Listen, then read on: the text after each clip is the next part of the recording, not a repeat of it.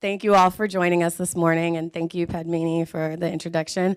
Again, my name is Alexandra Bastien. I am on the steering committee for the Bay Area Asset Funders Network, and I am the Financial Stability Program Officer at the Silicon Valley Community Foundation. I am so excited to invite my, I don't know what to say, an admired colleague in the field, a thought leader, Professor Darrick Hamilton. You can come up while I say, to the front of the stage for a great conversation.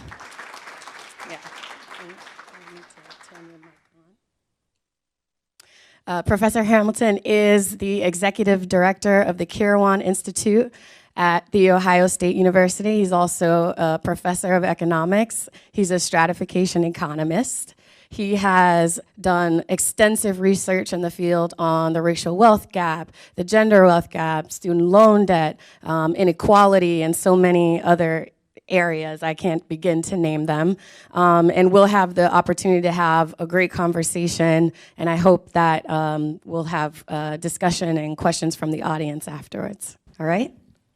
Thank you, Alex. And the way to, I guess, characterize our relationship, I might say, partners in justice. Yes. Okay. So welcome to the Bay Area. I think this is kind of becoming the poster child for inequality here. You know, we have high concentrations of wealth. We have poverty, homelessness, all of these issues compounding our housing crisis. And so we know that the economy isn't working for everyone, right? So before we dive into the causes of that, the ideas that you have around that, I'd love for you to just share with everyone about yourself and how you came to this work. Yeah, so we'll start with that. Right, so I'm Darrick Hamilton and was introduced. You know, there was probably a period in my life when I would shy away from personal narratives for two purposes. One, to avoid getting emotional, because when you hear about when you start talking about your own life, you know, it's different than talking about poverty from a structural standpoint. Once you make it personal, the emotions often come out.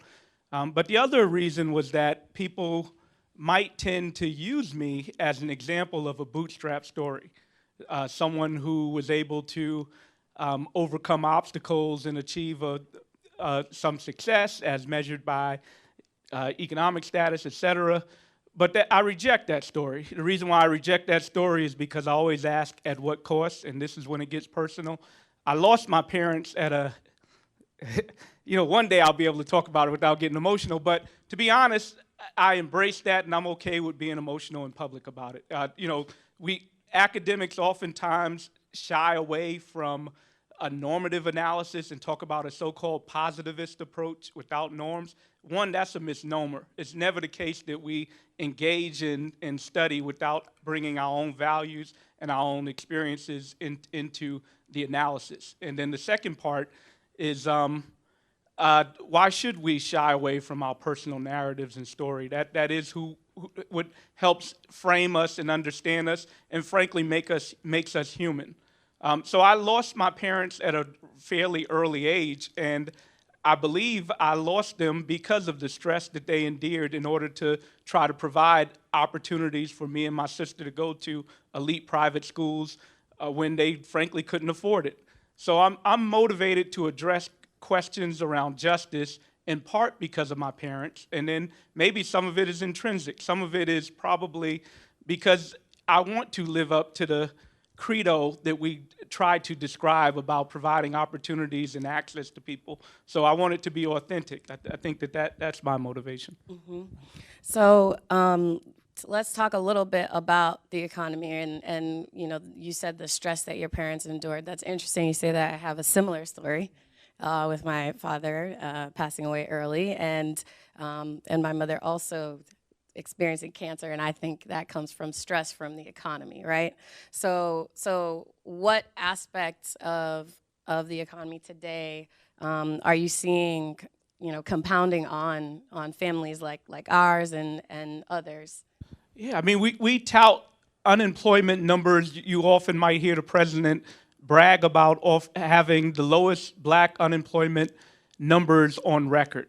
Well, one thing is that that's on record since we've been calculating it since 1973. If we were to think about a historical analysis, slavery was obviously not a period that we want to brag about, but that was a period probably where we had full employment, not in a positive way, but to make a long story short, the nature of employment is different today than it was in 1971 or 1985 for that matter.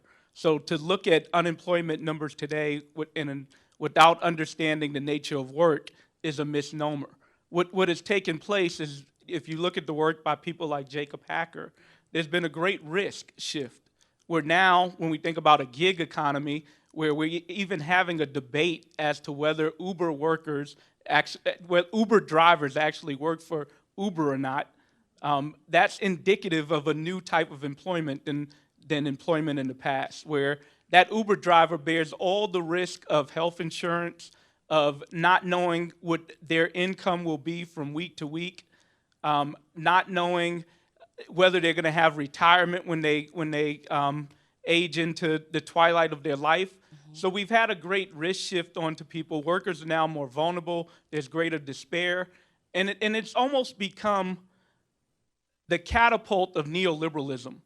This is, where there's no boogeyman by which we can point at as an evil employer or a racist employer, but rather a structure or a system where workers bear all the risk and responsibility, and we don't have social insurance from governments or social insurance from corporations.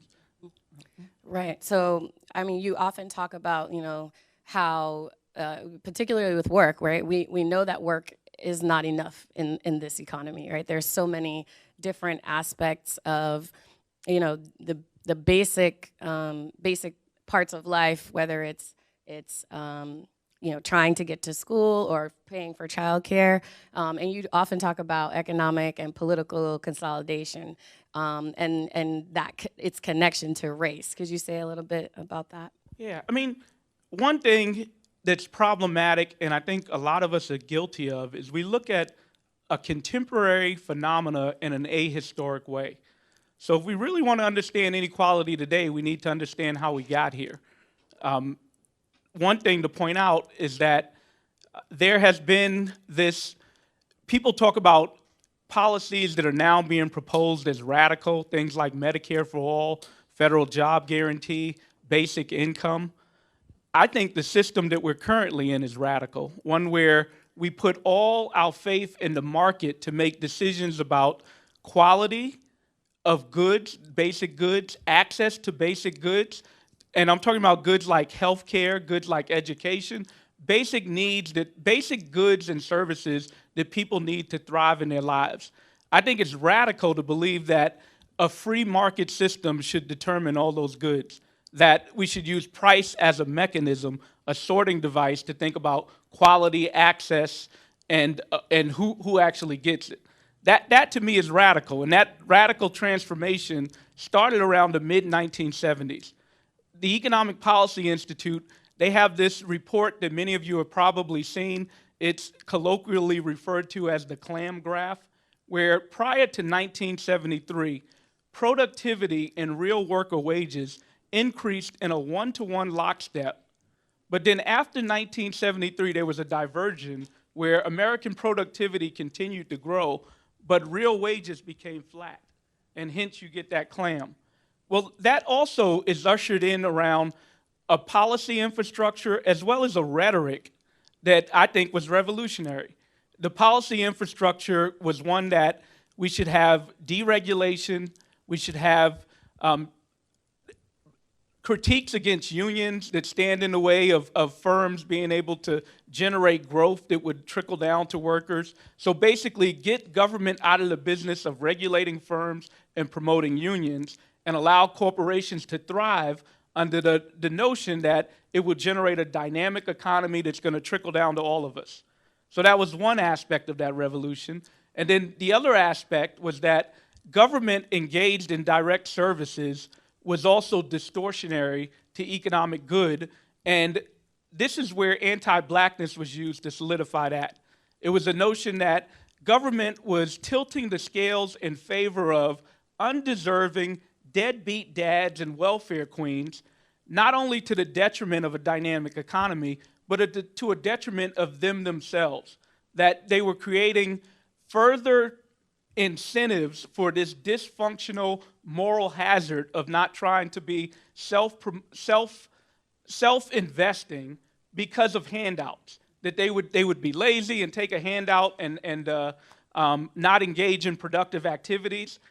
So this is the rationale for austerity politics. This is the rationale for why government should engage in offering people resources so that they can soar, but rather government should engage in disciplining the poor. In other words, sanctioning their so-called bad behaviors. And this was done in a political way where you had to figure out who was a group, a marginal group, that you could demonize as being this undeserving group. And hence you get this anti-blackness. Now, it didn't stay with only black people. It spilled over onto white poor people as well, right? So if we think about this all together, one would have to have a political economy frame to understand that consolidation of economic power required consolidation of political power as well. In other words, we had to come up with a system where government was favoring one class of people for that economic power to consolidate. And then, I know I'm rambling a little bit, but I guess this might be the most important part of what I'm going to have to say today is that this was all reactionary. It was reactionary to government literally giving people handouts, literally giving people handouts with a GI Bill, literally giving people handouts with FHA loans where loans were guaranteed so bankers were willing to offer better terms or revolutionary terms to what they had offered in the past. And then we could think of other policies as well in which the government literally engaged in direct handouts. So this notion of American exceptionalism and individualism, it's a misnomer.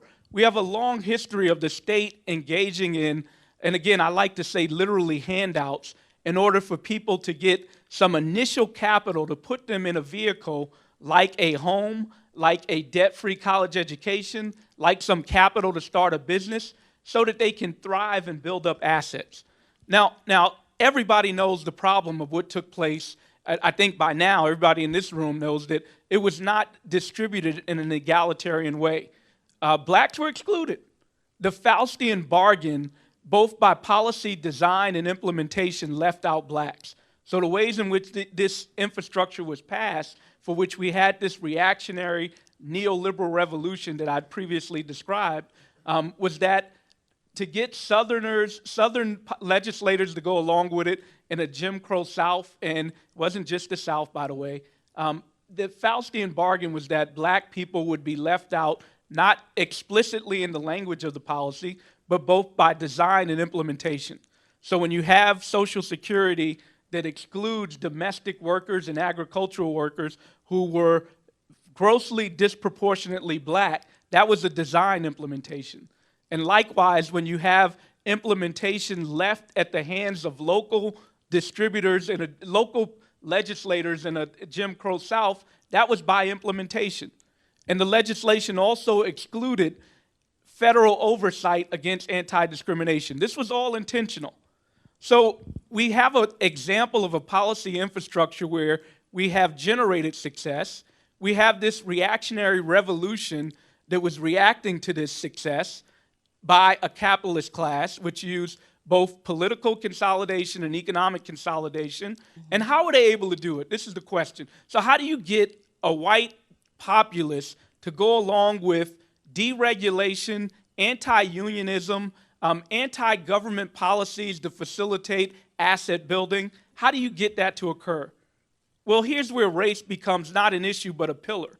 We always talk about race as an issue. We think about race as an afterthought. We say, well, what about race? That's the wrong way to think about it, especially in a political economy frame, because race was a pillar in this relationship. The ways in which a white dominant population was willing to go along with this political economy was their relative status was solidified, their relative status. So if we have growing inequality, people care about their vertical position, but they also care about their horizontal position. So what was sold to them was, however unequal you may be, at least you're not one of those undeserving deadbeat dads or welfare queens. And that message resonated in white privilege. And that was what was used as the third pillar to solidify this consolidation, plutocratic consolidation of both economic and political power at the top. Yeah. And then I'll say one last thing, I promise, and then I'm going to hand the mic over. How do we get out of this rut? What I just described to you is a neoliberal framing of value, where value is based on one's self-accumulation, one's relative status compared to others, or one's vertical positioning compared to others.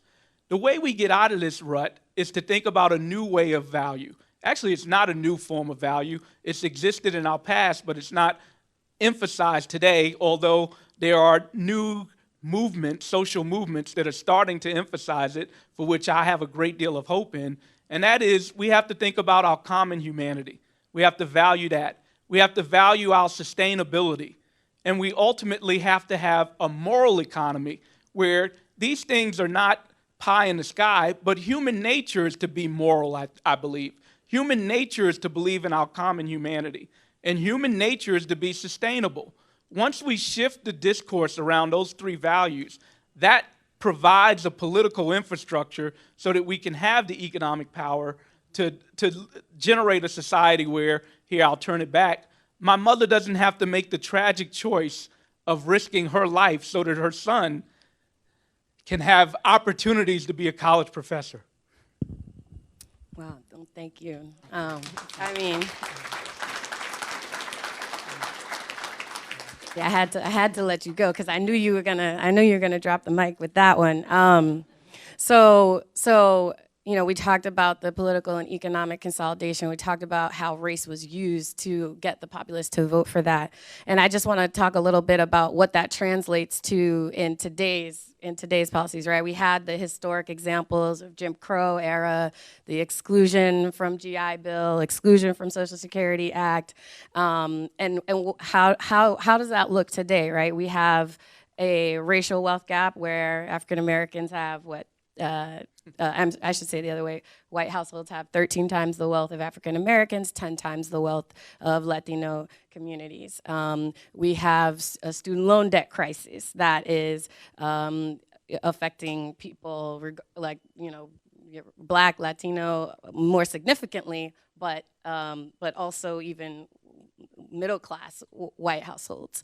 And so you recently shared like a blueprint for a better society. You had a conversation at the Center for American Progress. And if anyone is interested, it's actually a podcast that you can listen to, A Blueprint for a Better Society, where you point to some of the policies that you think could change the situation that we are in now. So can you talk a little bit about that? Yeah, and the language blueprint, I'm not hip enough to come up with that. That's what the podcast came up with.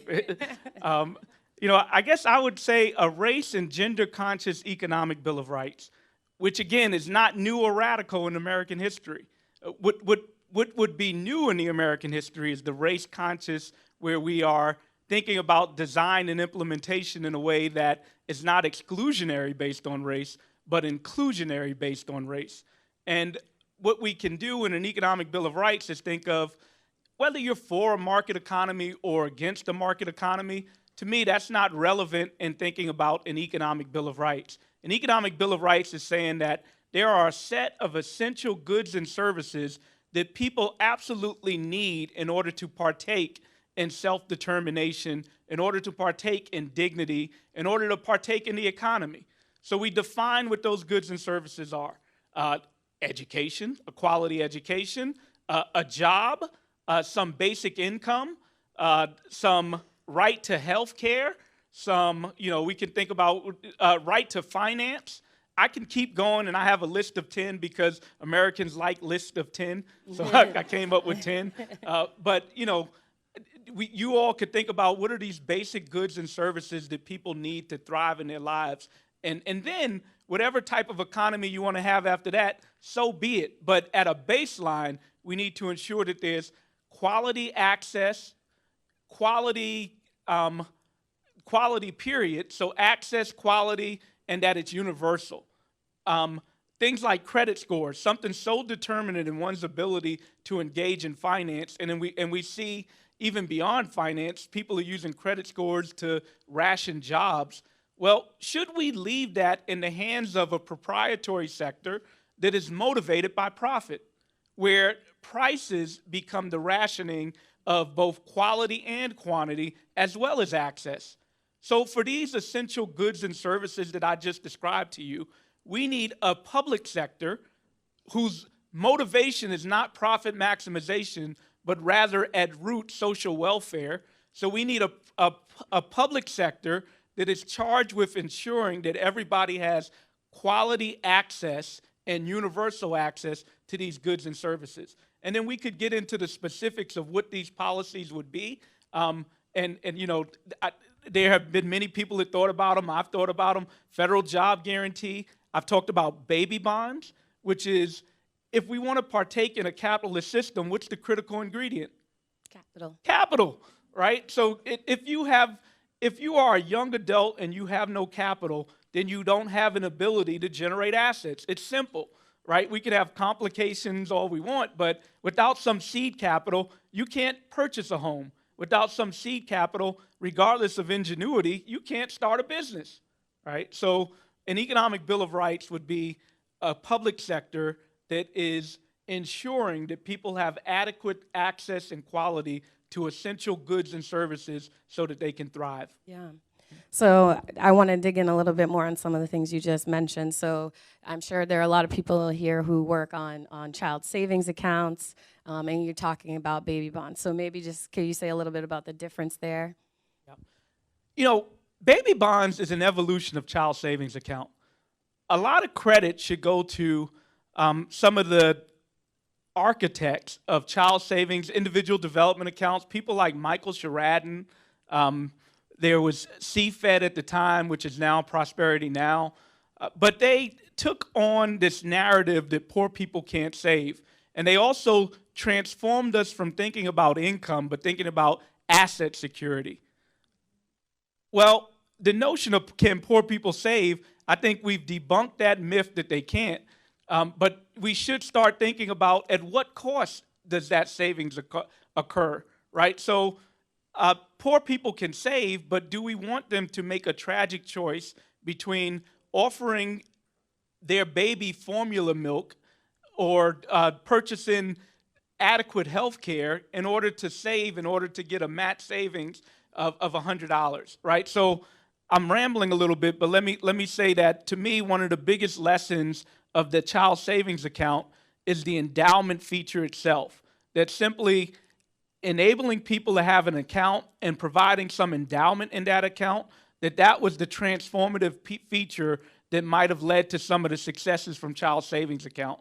So one can think of baby bonds as an evolution of child savings account, because what baby bonds does, in case people aren't familiar with it, it is establishing an account with an endowment. And for political reasons, I say baby bonds because you can't get into this deserving or undeserving with a baby, right? You can't say a baby's irresponsible. But frankly, the big part is giving a young adult some endowment irrespective of their family. And this is another key feature. So irrespective of the choices that their parents make, whether good or bad to save, that as a birthright, you get an endowment that when you become a young adult, you can use that endowment for all the asset-enhancing endeavors that everybody in this room is already familiar with that come about from child savings accounts. Great. So you also talked about a job guarantee, and you talked about a basic income. And so a lot of people, have questions about is it one or the other? So could you talk a little bit about your thoughts on how you approach those ideas? Sure. One of the biggest critiques I get when I talk about baby bonds is people raise their hand and say, what about early childhood? And my response is, yeah, we need to address early childhood issues as well. We get into this false sense of scarcity in our community. We get into this false sense of pitting some programs against others and other policies against others. We need an economic bill of rights. In other words, we can't put all our apples into healthcare. We need healthcare, we need basic income, and we need jobs. There are attributes associated with a job independent of income that are valuable, right? Independent of the income that a job offers you, people have a fundamental desire to engage in productive activities in a group setting. And that is something that we should offer. Another thing that a federal job guarantee does that perhaps basic income doesn't do is that it disciplines not poor people, the way neoliberalism describes their functioning of, providing incentives for poor people to make the right decisions. It disciplines employers that might be engaged in malfeasance. In other words, it puts a baseline minimum wage on the market. It puts a baseline adequacy of workplace activities. If you have a woman who is working as a waitress and is being harassed on a daily basis, she might have to put up with that in order to deal with feeding her children. But if there's a viable alternative of a federal job guarantee, then that woman can bargain for better workplace conditions where she's at, right? So a federal job guarantee provides worker empowerment, whether they actually receive a job or not, because you set up a viable alternative that allows people to have better bargaining power against a private sector where the private sector has the threat of unemployment and destitute to hold over workers' heads. So that's an unfair bargaining power. Now, there are attributes of basic income which are valuable as well. But I'll tell you what I don't like, and this might be somewhat controversial. UBI is a neoliberal trick.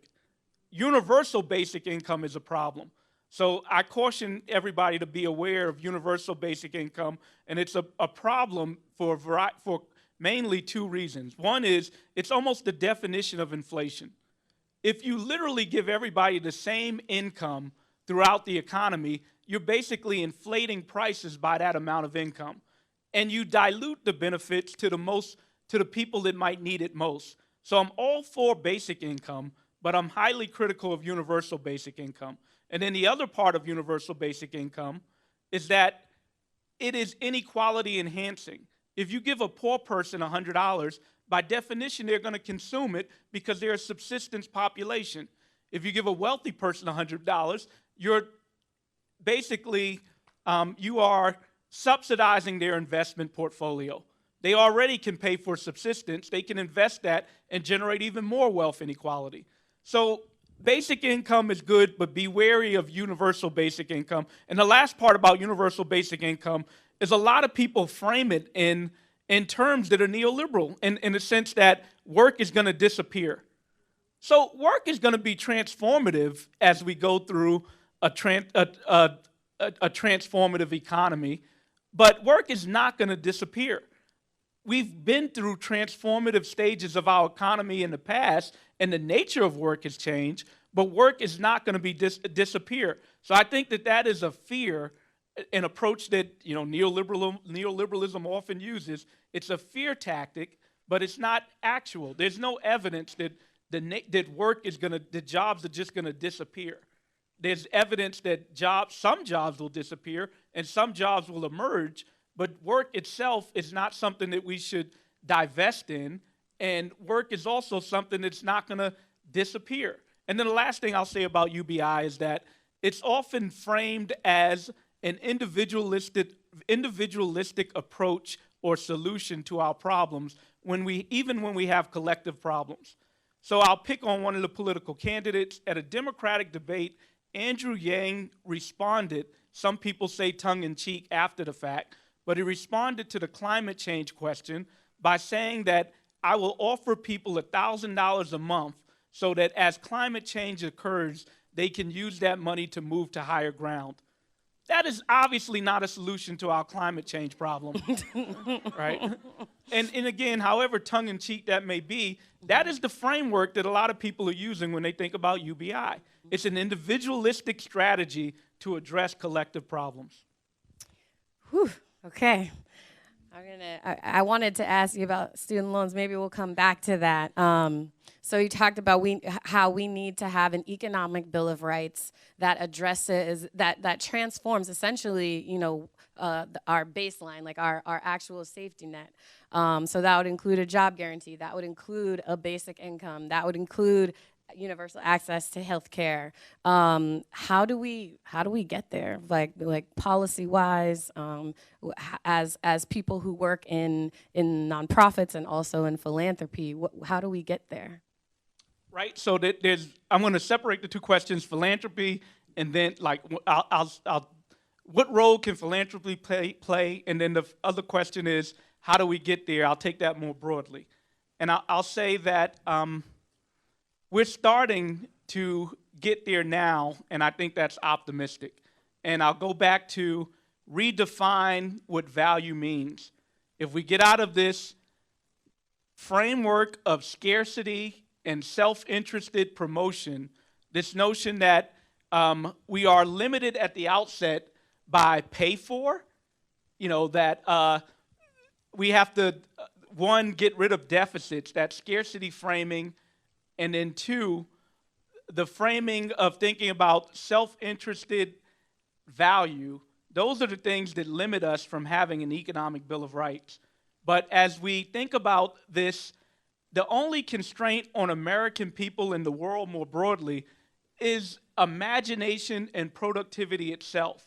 As long as government spending is going towards productive capacities or investing in its people, which is its most valuable resource, that scarcity framing is a misnomer.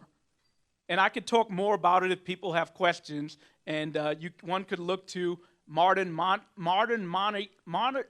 monetary theory for some examples of ways in which government spending is not capped in the way household spending is.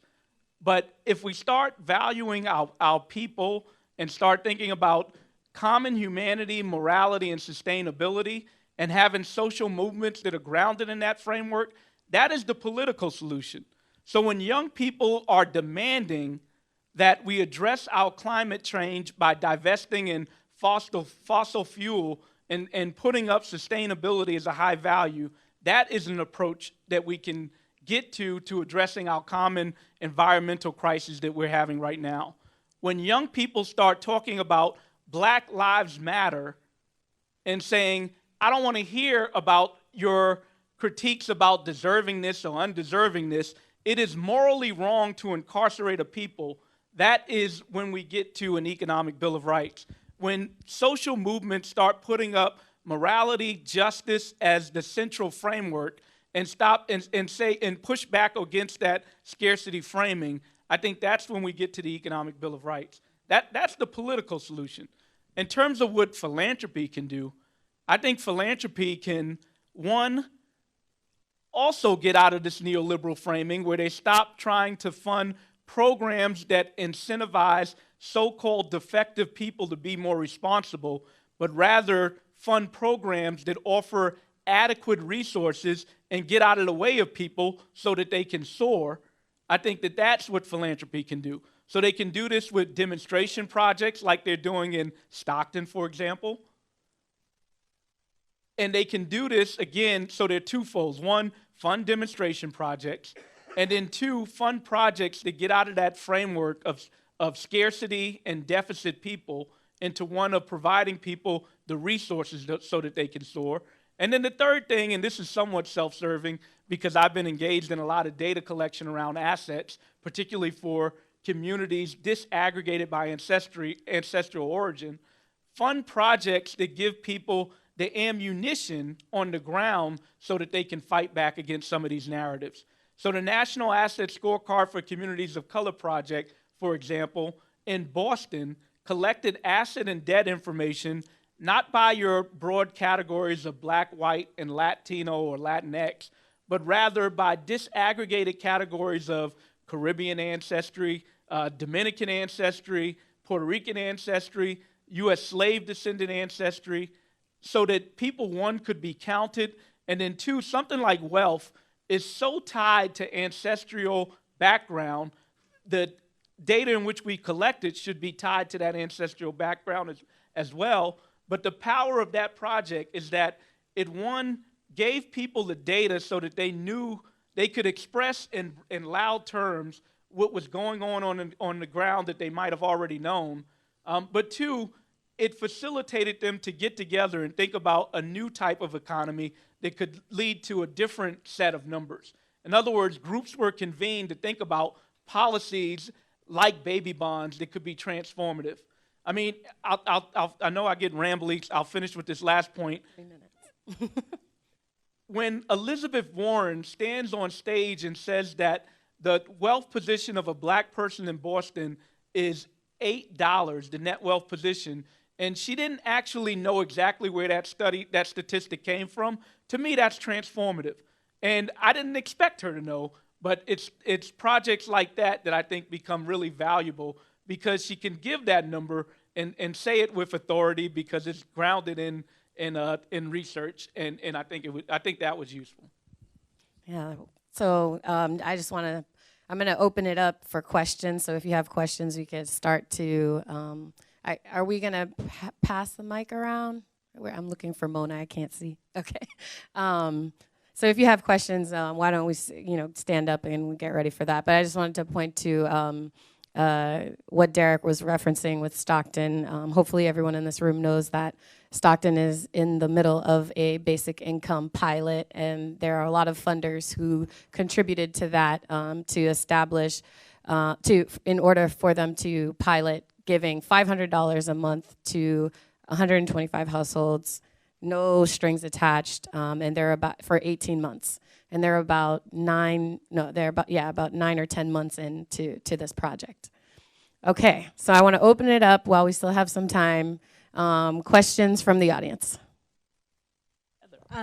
Darrick, first of all, thank you so much for being here. I'm Heather McCullough with the Closing the Women's Wealth Gap Initiative.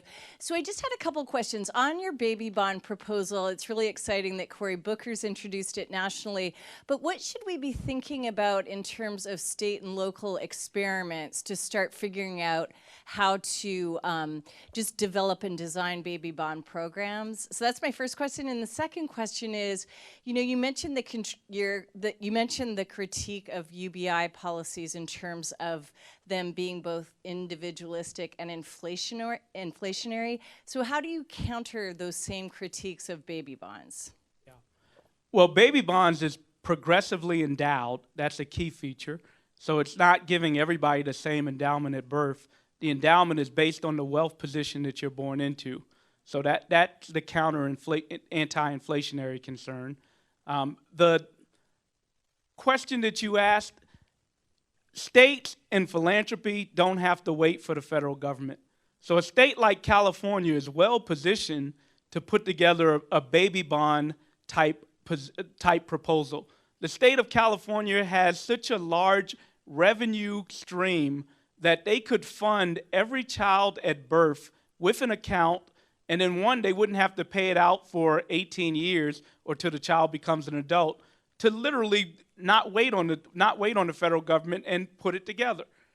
There are other states that would be more constrained, like a smaller state or less wealthy state like Mississippi, for which that might be an opportunity for philanthropy to go into the heart of a place like Mississippi, and I'm in California, maybe I shouldn't be saying this, but to go into a red state like Mississippi, into a progressive community like Jackson, Mississippi, and put together a baby bonds type experiment. And if the concern is, well, who has the horizon to wait 20 years to see how well the experiment works out, as I mentioned, the only reason why I start with babies is political. So you can start with people that are in high school, that are even in college, and seed them this account and watch how transformative it is to simply have endowment in their lives and on their horizon. And also, I'm one of the architects of baby bonds, but it's not new. This is what Americans have been doing forever with the Homestead Act. This is what we did with the GI Bill. I just repackaged it in new language like baby bonds, but we know this works. So the most successful examples of whether it can work is history. So I think a lesson from your question, Heather, is that we don't have to wait, that we have communities, we have philanthropy that can actually put these into effect immediately without waiting on the federal government. Next question in the back here.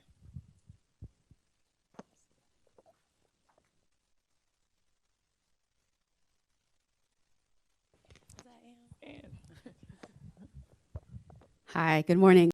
My name is Ann Price. I'm with the Insight Center. Hi, Darrick. Good to see you. I have a question for you. You've been doing a lot of work around neoliberalism and talking about unchecked corporate power. And so now we're seeing a new fund coming out from Economic Security Project around anti-monopolies. We're seeing a lot more interest in tackling neoliberalism and corporate power. Where do you see that? How can we really start to really tackle that in terms of talking about the racial wealth gap and racial wealth inequality? And where do you see possible investments in digging in that area? Yeah. You know, it's great to get questions from two friends, both Ann and Heather, who are actively engaged in this work themselves. So Economic Security Project, Roosevelt, these are some entities that are trying to curb corporate power. And I think they're doing great work in this area. Personally, I think that that's an important dimension, but I've never really bought into things like conscious capitalism. I admire people that engage in this work, but I think that's a values-based choice that they do. And again, I applaud them on an individualistic level, but I don't think it's a collective solution because, like a good economist, I know that the motivation of firms is to profit maximize. So at the end of the day, that is their goal. That is what they do. And that's not a moral judgment on them. I guess you could make a moral judgment, but it is their nature to their firms are in the business of making profit. So I think it is a responsibility of government, and I'm glad that these organizations are engaged in working through the public sector to curb private power, but I don't think that they're going to consciously do it on their own in a wide-scale basis. So we need a government that, one, ensures that its population has adequate resources so that they can thrive and be able to compete with the private sector. But the private sector is always going to do what it does, which is try to make profit. So that's one aspect. But new programs like trying to alter corporate charters to be more diverse, corporate charters so that they are not just thinking about profit, but thinking about sustainability and thinking about community work. I think that these are good initiatives, and I applaud them. But at the end of the day, corporations are going to do what they do, and they can exist. They have value. They have purpose. But we need a private sector that is engaged in the a public sector that is engaged in social welfare policy with things like an economic Bill of Rights. Okay. I have another question here in the middle. Hi, good morning, and thank you for your remarks this morning. My name is Lena Robinson, and I'm at First Republic Bank. And I wanted to ask a question about American policy around your comments with respect to the handouts, that are we all are so well aware of, the GI Bill. You listed many of them. And then you talked about sort of today how we could really help to seed this current generation with baby bonds with universal basic income. But you didn't really address the issue of African Americans in this country and the huge gap, right? I mean, we know about the wealth gap, but the generations, centuries really, of inequality, of no wages, low wages, on and on and on. So I'd like to ask your thoughts about reparations, how that might look. Is it even plausible? Thank you. Well, one, thank you for that question. So thus far, you are absolutely correct that I've only been talking about economic justice, but not necessarily racial justice.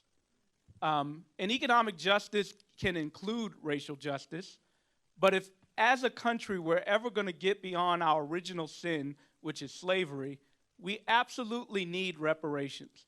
So let's think about wealth. The racial wealth gap is, broadly speaking, an index of the cumulative economic damage that has been done to black people since the beginning of this country. So when Alex cited to you that the typical black family has about 10 cents on every dollar as a typical white family, that is indicative of racial injustice. So policies like baby bonds are prospectively aimed at addressing economic injustice and wealth disparity. Baby bonds is not a one-shot thing, it's in perpetuity, and it would have the automatic stabilizing effect of addressing economic inequality in the domain of wealth in perpetuity going forward. But if we as a society are ever going to get beyond our race problem, we need a systematic reparations approach that retrospectively addresses our injustice. And what will reparations do?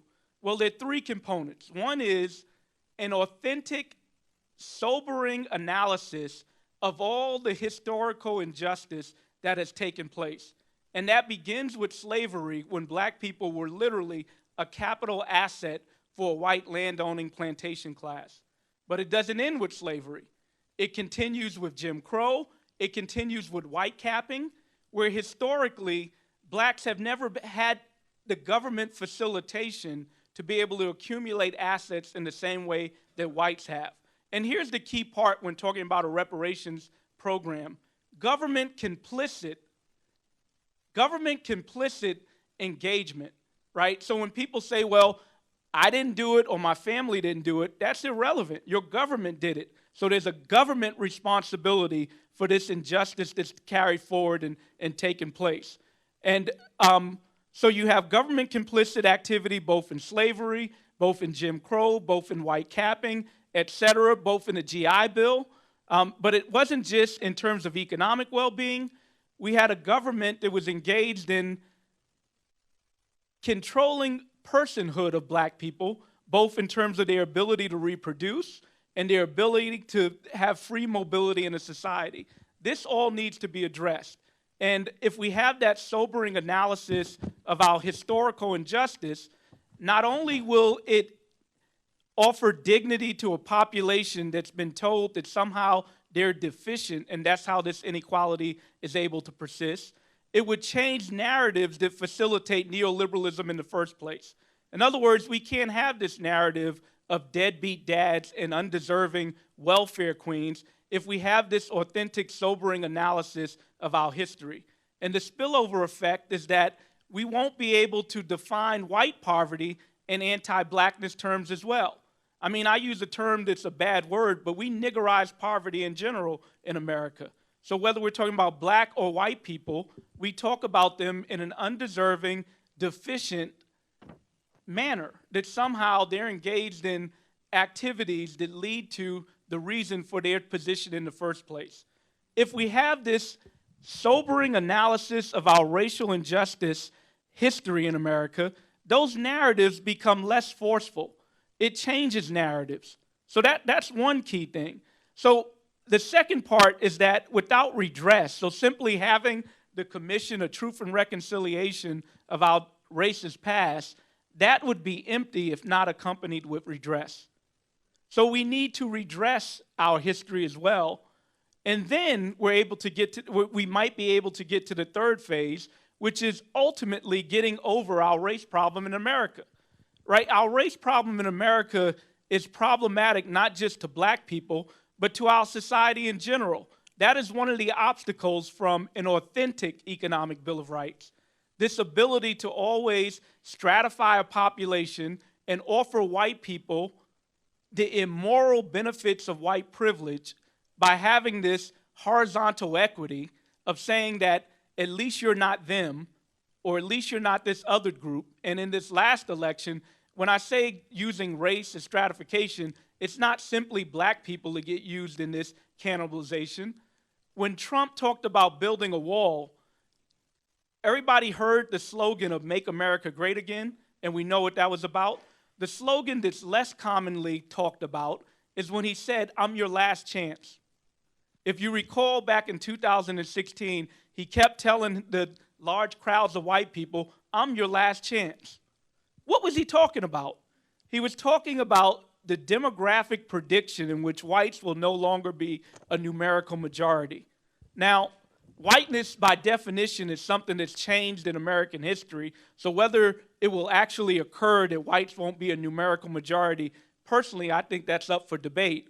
But nonetheless, the growth of the Latino population is probably the biggest threat to the notion that whites won't be a numerical majority in the future. So it's not coincidental that Trump talked about building a wall, that Trump went after Mexicans by calling them rapists and murderers at his campaign kickoff. He is using the threat of another population's impingement on white relative position as a way to solidify this consolidation of economic and political power. And it's nothing new. So this is why I say race is a pillar in this relationship, and how reparations not only would benefit a black population, but could be transformative for all Americans in order to get to a position where we truly have a moral economy that's sustainable and focused on our common humanity. Wow. Okay. I think we have time for one last question. Did I see one more hand?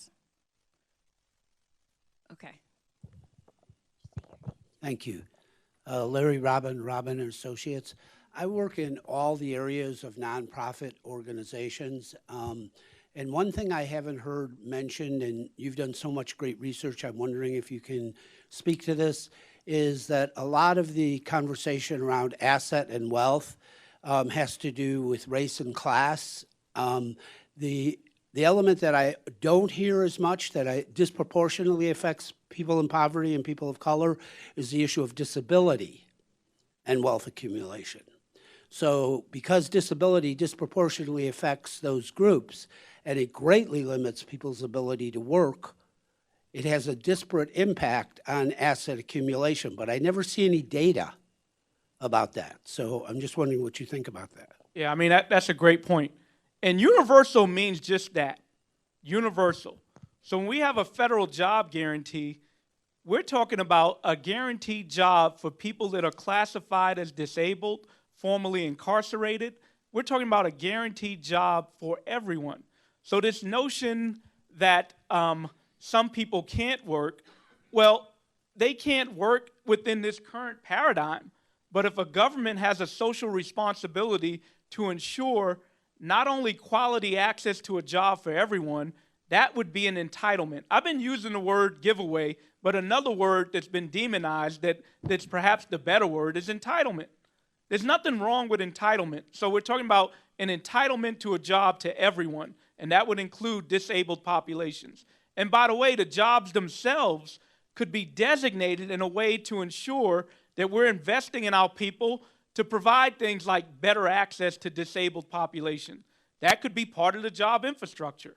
We have a concern about care work.